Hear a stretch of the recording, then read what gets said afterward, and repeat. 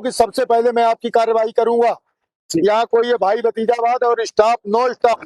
भारत देश के अंदर एक मिथ चली आती है कि सरकारी नौकरी करने का आपका जीवन राजा जैसा बीतेगा। लेकिन क्या 43, 45, 46 डिग्री मध्य प्रदेश में होने के बाद जो ट्रैफिक पुलिस की ड्यूटी रहती है, क्या सच में ऐसा ही होता है? जानते हैं सर से। सर, क्या सच्ची में ऐसा जो मिथ हिंदुस्तान के अंदर चली आती है कि सरकारी नौकरी कोई भी बस कर लो और राजा जैसी आपकी जिंदगी, क्या वो सतह पे आने के बाद ये हकीकत सार्थक होता है? ये तो सब अपने कहते हैं कि मन के हारे हार है और मन के जीते जीत। शासकीय सेवक एक किसी भी राज्य का एक कर्मचारी होता है और उसके कंधे पर जो भी जिम्मेदारियां दी जाती हैं उसको निभाने के लिए राजा एक अलग चीज होती है और सरकारी सेवक एक अलग चीज होती है। कल का जो तापमान था सर, वो 43 डिग्री था।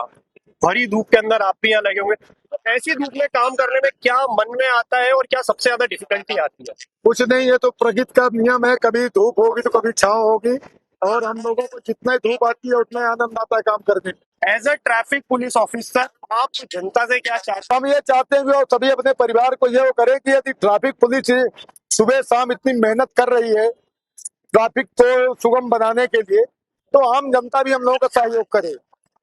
सिग्नल में भाग रही है, खड़ा करते हैं तो लड़ने के लिए तैयार होते हैं, पता चलता है फोन लगाओ, थक जाते हैं हम लोग, कार्रवाई करें कि इनके फोन से बात करें, नहीं करें तो हम लोगों को दुश्मन की बात देखा जाता है। हैं कि अगर खुद पुलिस वाले भी हैं और उनके पास हेलमेट नहीं है, वो नहीं है, तो उनके चीजें बिल्कुल, ये हकीकत हाँ में नहीं है, 100% हो रहा है, होगा नहीं, हो रहा है।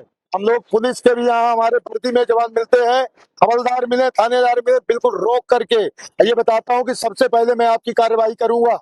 यहाँ कोई ये भाई भतीजावाद और स्टाफ नो स्टाफ इस पर नहीं, क्योंकि जब हम ही यदि गलत रहेंगे तो हम दूसरे की गलती पर क्या प्रश्न चिन्ह उठाएंगे। से युवाओं को जो बेहिसाब चलते हैं है कि जान है तो जहान है, तो बेहतर तरीके से अपने जीवन की रक्षा के लिए हम लोगों को सहयोग करें।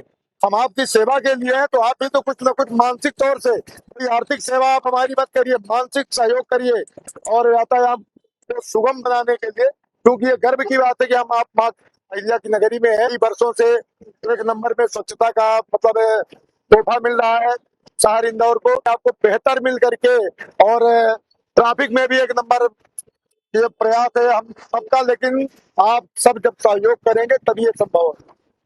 धन्यवाद सर, आपका नाम? बहुत बहुत धन्यवाद। मेरा नाम ब्रिजलाल तिवारी।